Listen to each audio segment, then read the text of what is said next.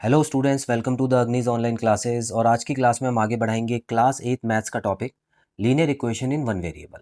सो students, आज की class में हम क्वेश्चन नंबर 51 करने वाले हैं। और याद रखिएगा कि अब जो हम पढ़ेंगे उसमें क्रॉस मल्टीप्लिकेशन के क्वेश्चंस भी ज़्यादा आने वाले हैं स्टूडेंट्स। तो यहाँ पर आप देख सकते हैं बड़ा ही सिंपल सा क्वेश्चन लिखा हुआ है। न्यूमरेटर में आपको 2 टर्म्स दी हुई है और डिनोमिनेटर में 2 टर्म्स दी हुई है। और उसके अलावा 9/10 एक और फ्रैक्शन RHS में है। तो स्टूडेंट्स याद कीजिए, मैंने आपको बताया था जब भी ये x वाली टर्म किसी के साथ होती है और पूरा का पूरा डिनोमिनेटर लगा होता है तो आप इसको ब्रैकेट में डाल दीजिए, ठीक है। और डिनोमिनेटर में भी इस बार 2 टर्म्स हैं। अभी तक क्या होता था कि एक ही टर्म होती थी तो हम नीचे तो ब्रैकेट नहीं लगाते थे, लेकिन 2 टर्म्स हैं स्टूडेंट्स तो यहाँ पर भी आप ब्रैकेट डाल ही दीजिए। ये आपको आगे हेल्प करेगा। तो इतना कर लेने के बाद अब आपको क्या करना है, यहाँ पर क्रॉस मल्टीप्लिकेशन होगा। देखिए, आपको इतना तो पता ही है कि जब भी कोई नंबर डिनोमिनेटर में होता है, मतलब डिवाइड में होता है, तो वो उस तरफ जाके मल्टीप्लाई में हो जाता है, मतलब ऊपर आ जाता है। तो दूसरे जो साइड है, जो RHS है, उसके साथ भी यही रूल चलेगा, यही रूल लागू होगा कि इसके नीचे जो नंबर है ये यहाँ अगर जाएगा तो ये ऊपर चला जाएगा। तो स्टूडेंट्स, ये दोनों नंबरों को ऊपर भेजने का जो प्रोसेस होता है इसी को बोलते हैं क्रॉस मल्टीप्लिकेशन, ठीक है। क्रॉस मल्टीप्लिकेशन मतलब है ये तभी होगा, पहली बात तो इतना समझ लीजिए, तभी होगा जब बीच में इक्वल टू का निशान होगा। बच्चे कंफ्यूज कर जाते हैं। बच्चे ये सोचते हैं, जैसे मान लेते हैं यहाँ पे लिखा हुआ है 3/4 मल्टीप्लाई बाय 5/6। ऐसा एक सिंपल सा क्वेश्चन दिया हुआ है। अब बच्चे उसमें ही क्रॉस मल्टीप्लाई करने लग जाते हैं, बोलते हैं ये वाला नंबर इससे होगा, ये वाला नंबर इससे होगा। ऐसा नहीं होगा स्टूडेंट्स, अगर आपने ऐसा कर दिया तो गलत होगा। ये तो सिंपल मल्टीप्लिकेशन है। इसमें तो आपको ऊपर वाले को ऊपर वाले से मल्टीप्लाई करना होता है, नीचे वाले को नीचे वाले से मल्टीप्लाई करना होता है।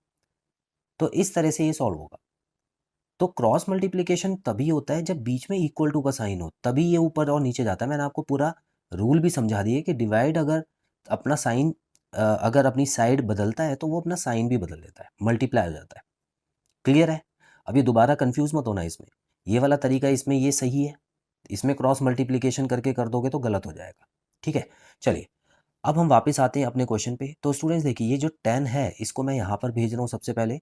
तो इसको इस तरह से मल्टीप्लाई कीजिएगा। देखिए 10 बाहर आ जाएगा और ये पूरा का पूरा जो ब्रैकेट है उसको साथ में ही लिखिएगा। इक्वल टू, इसमें देखिए सिंगल टर्म जो है 9 है, इसको हम आगे लिख लेते हैं। और जो दूसरा ब्रैकेट है जो इसके साथ ऊपर आया है उसको हम इस तरह से लिख लेते हैं। अब ये क्वेश्चन आसान हो चुका है। तो हम क्या करेंगे स्टूडेंट्स, अब ब्रैकेट खोलेंगे। सबसे पहले ब्रैकेट खोलने के लिए हम 10 को जो है इन दोनों से मल्टीप्लाई करेंगे। तो ये तो हो गया 20x और ये हो गया 10 इज इक्वल टू, अब 9 को भी इस तरफ दोनों से मल्टीप्लाई करना है स्टूडेंट्स। तो 9 3 ज़ा 27 माइनस 9 2 18 हो गया। इतना क्लियर? अब जितने भी x वाले टर्म्स हैं हम एक तरफ भेज लेते हैं और नॉर्मल टर्म्स को एक तरफ भेज लेते हैं। तो स्टूडेंट्स देखिए ये 27x है, चलिए इसको मैं इस तरफ बुला लेता हूँ।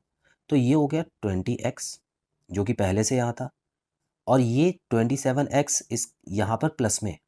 तो जब इस तरफ आएगा तो स्टूडेंट्स क्या हो जाएगा, ये हो जाएगा माइनस में। और ये जो 18 है ये माइनस में था, इसने तो अपनी साइड चेंज नहीं की तो इसका माइनस लिखना मत भूलिएगा, ठीक है। ये माइनस में ही रहेगा। और ये 10 जो है यहाँ पे प्लस में है, ये इस तरफ जाके माइनस हो जाएगा। तो स्टूडेंट्स 20 में से 27 माइनस होते हैं तो बचता है -7x इक्वल टू -18 और -10 हो जाएगा -28।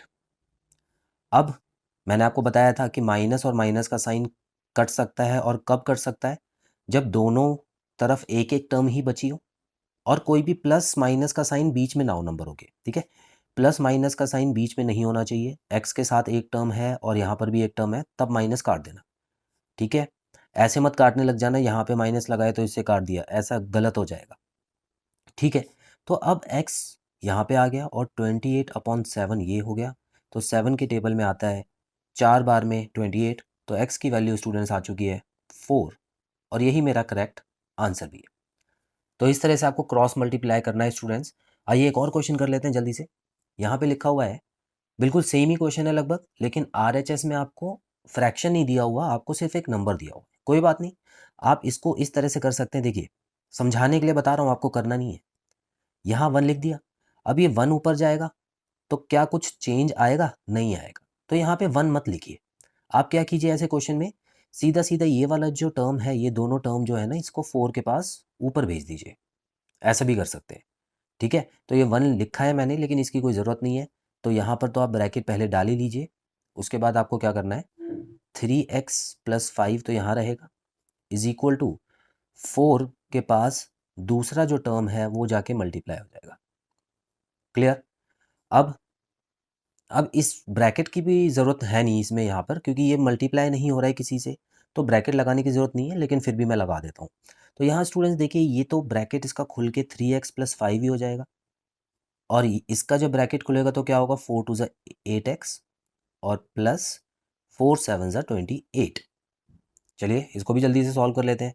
देखिए ये 3x हो गया, 8 यहाँ के माइनस हो गया। क्लियर?